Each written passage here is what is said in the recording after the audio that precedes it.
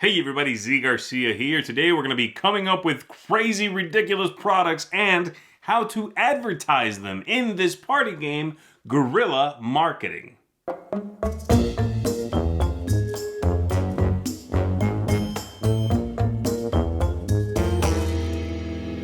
In this game, each player is going to have a booklet, and they're going to be passing that booklet around the table, having players fill in entries onto whatever their category is. A type of food truck, maybe a movie genre, what have you. Everybody's going to do that. When it comes back around to you, you're going to pick which one the best one is, the funniest maybe, the most interesting, the most clever. And then we're going to do it again around the table with that winner coming up with a tagline for that thing. That's the concept of this party game here. So let's go ahead and take a look at how it works. We'll come on back after that. I'll tell you what I think of it. So the first thing we'll need to do in the game is give each player one of these player pads. We're going to put out the bananas. We're going to have the dice here. They're going to go into this bag in just a second. Everyone gets a dry erase marker. And we are also going to pick, of course, what category of game or style of game we want to play. So we're going to be making up companies, making up ideas, and then how to advertise those things. We can play with companies here. We can do college courses. We can do bands. We've got products. We've got movies. Food trucks is the last one, all right? So that's the first thing we would do. Let's say we are going to advertise, let's say we're going to advertise products, okay? We're going to go with products. So the very first thing we need to do, that everybody needs to do, is we're going to put the dice in the bag here. Let's do that. And then we are each going to, around the table, draw a die to pick the category within that product. That's this word bank right here. So I'm going to take one out and I'm going to roll it. And I got a ×2 there. So I look over here and it says elderly assistance. Okay? That's my thing. And then the next player will pull out a die, a random die from in here. They'll roll, and they get an S. An S over here says, where is it? Toys. And so on, all right? So you begin with something. I'm actually gonna steal toys. You write it down right here. But normally what I got was actually elderly assistance, and you just have to go with that. Then once that's done and everybody has a product, then we play round one. And round one is what's called the judging phase, and we give awards for that. So, once I'm done here, I'm going to close this, and I'm going to pass it to the next player. And then I get this player's pad, and let's roll for them, actually, just to see what it would have been. So, okay, an E would have given them health. Okay, fine. So, health is what they've got. This comes to me, and then someone is going to bring out the dice one at a time until they have, as it says over here, you've rolled 2 with a red face or 4 dice in total. And you're going to line those up. And again, you're going to pass these pads around after you do so and write something in them. So here we go. Let's say the roller got S, and the next one they pull up is that, and it's a P. S-P. All right, and I am going to be writing in this one. So I pick one of these tabs across the bottom. I can just open to whichever one. It's S-P. Everyone's using those letters, but everybody, of course, has a different category. Like the person who got, the one that passes said toys, they have to write something that is S-P with toys. And the letters are just what the words will begin with. So I need to come up with something I'm selling in health that has the words SP. And you can they encourage you to make it about gorillas. What if gorillas were actually doing marketing? So it will be a lot of, for lack of a better term, monkey business that you are coming up with. I know they're apes. Calm down. All right, SP for health. I don't know. For health, superior posture. How about that?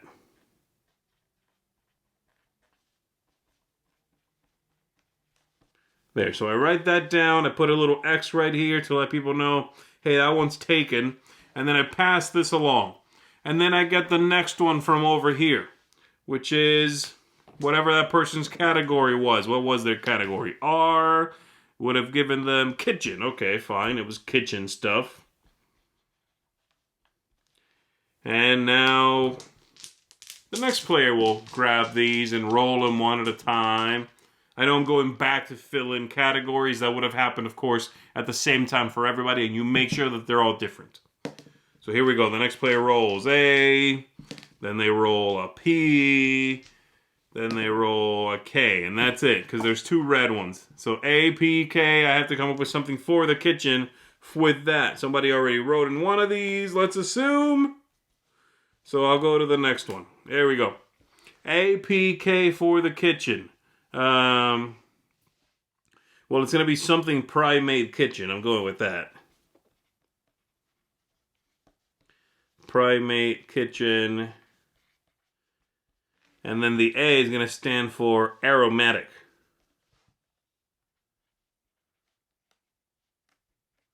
There we go. Aromatic Primate Kitchen. That's, I don't know, they make nice smelling kitchens for chimps. So there we go. We do all of that until you get your own back. And at that point, yours has an answer from everybody else. So I would get back toys or elderly care, whichever one was mine, with answers from everyone else, okay?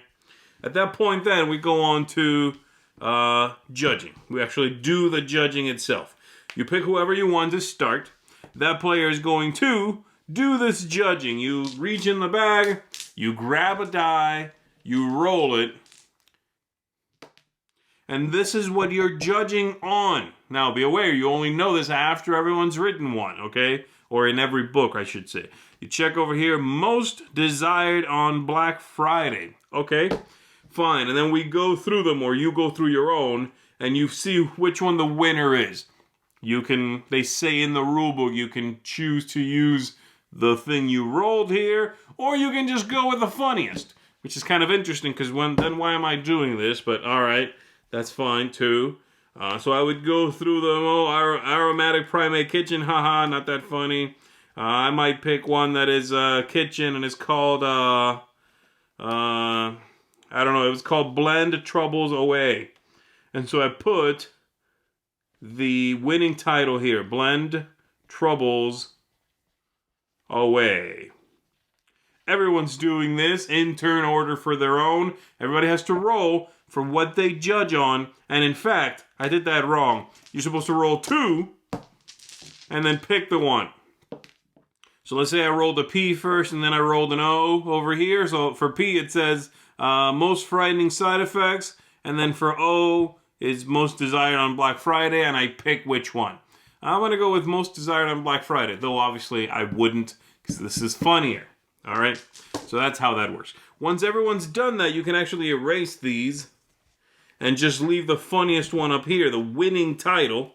And at that point, then we are going to play the second part, in which we do the advertising for that thing. And it's sort of the same deal again, but now based on this winning title, okay? We're going to roll 2 dice and select from here. We are going to write responses, same deal, right? And then judge which one was the best ad or tagline, if you would, for the product, which is called Blend Troubles Away. Once that's all done, then you see who the winner is. Every time somebody wins, by the way, like the person whose title ended up here, they get a banana. The person whose tagline to the product is the winner, banana. And then you see who's got the most bananas. That's basically it. I hope that made sense and I explained that correctly. Let's go ahead and go back up top. Let me just talk about what I think of the product instead of going through all of these steps like I'm trying to teach you how to work at Walmart. Here we go. All right, that is guerrilla marketing. Let's talk about this. Guerrilla marketing is clearly very similar to a couple of other party games, but mainly telestrations. It's the same idea, core idea anyway, in which you have a booklet that's yours. It makes its way around the table. It comes back to you. And then ideally, hilarity ensues, right? That's what it's about.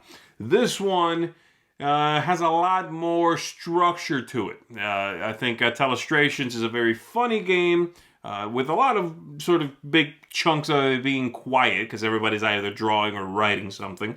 But there's not that much structure. You pass the thing around, you write or draw, and then it comes back to you. That's it. This one has a lot of steps, a lot of sort of things you need to do in this right order to finally, ideally, again, have some fun. So let's talk about that. That's the main comparison I'll be making because it's very much like that game. It's also a little bit like Balderdash or one category in Balderdash, and I'll reference that a little bit as well. Let's start at the very top with the things I liked the most. Theme, I think, is a high concept theme. I think most party games wouldn't have bothered with this much background story and just quite the concept, really. And they get kudos from me for that. They went all out on the theme here and dovetailing into that, the aesthetics. It's a great quality product. The components are amazing. Everything is covered in little sort of Easter eggs and just things they did to make the entire package more immersive. By that I mean the look of everything, yes, but also, like, if you take a look at these, each one of them has a character associated with it, with a bunch of little quotes of things they've said. Every single page has a different thing they might have said. They went all out on these, so that's nice, and I appreciate the effort there. Now, things I think are just okay at best, alright? The replay value, nothing's going to change in this game. It's one activity. You can change the category. You can change the overall category, like food trucks. You can then change the category underneath that, like Greek food or coffee. You can change a lot, like by rolling those dice, but it's all ultimately about what did I roll? Can I make something funny out of that? From what I've seen, most people simply ignore the ranking categories. You know, like food trucks, and then you roll, and it's best, one of the letters J for judging, okay? Best use of kittens. People will ignore that, right? Worst attempt at a rhyme. Most of them probably won't rhyme, so I guess that's the joke. People will ignore that. They'll just pick the funniest things on one row, so that's what I mean. Tons of content and creation from the designers that whoever's playing will probably go, whatever, that one's the funniest. I like yours the most, Jack. You know, you're the winner. That's what I mean. So the replay value seems like it's tremendous. It's really just kind of the same game. Plus, this is what, 1/5 or 1/6 of what Balderdash is. You know, that's the entirety of this game. The ease of play. There are so many steps. There's so much to do. Draw a die, roll it. How many, explaining this game takes longer than it takes to play an entire game of just one, it feels like, and that's problematic a little bit.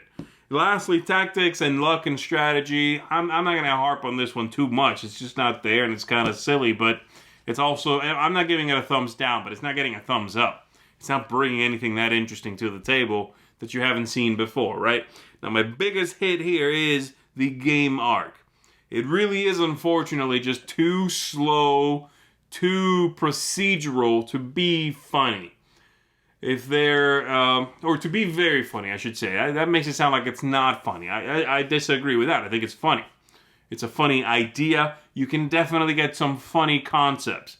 If your imagination and the letters and the category of everything gels, you can definitely have some funny moments in this, right? I don't want to say that you wouldn't. And I think a group that invests the time into making this flow really well, so you play this one party game a lot, then I think you will alleviate some of these issues of what's step 3, then what do I do? Okay, now I need to roll one die for this column and one die for this column, and you'll alleviate some of those things. But generally speaking, there are too many steps in my way to have fun. This might be helped by an app, maybe. If there was a guerrilla marketing app which you touched and it showed you PKA. Bloop. Okay, everybody PKA. Everybody write something. Okay, now next person. Touch it. Bloop. SD. SD, everybody. That's it. Then you would that would cut the time in the game down by 10 minutes easy. Easy. The amount of pulling dice and rolling and figuring it and putting them back in and pulling them out. That's it kind of kills the party vibe a little bit. All right. So there you go. That's what I think of it. Unfortunately, I like the production value here a lot. I think the game is gorgeous. I like the concept. I'm not giving up on this one, right? That's kind of where my mind is at. I'm thinking, man, a lot of love and care went into this product. I just wish it was a little more straightforward. That I could get to that banana meat a little. That sounds disgusting. I kind of want to get to it a little more quickly than this game is allowing me at the end of the day. That's a little bit how I feel. So there you go. It's not a terrible game. It's going to be slightly above average for me. This is going to get a 6 out of 10. Again, I think if you play it along with the same group, it's going to get better and better. And I would recommend you do that then if you enjoyed your first sort of blush with it, but it felt staccato, then maybe play a little bit more and try to simplify that process a little bit. So there you go, 6 out of 10 from me for guerrilla marketing. That's it, everybody. My name is Garcia. I'm going to see you on the next one.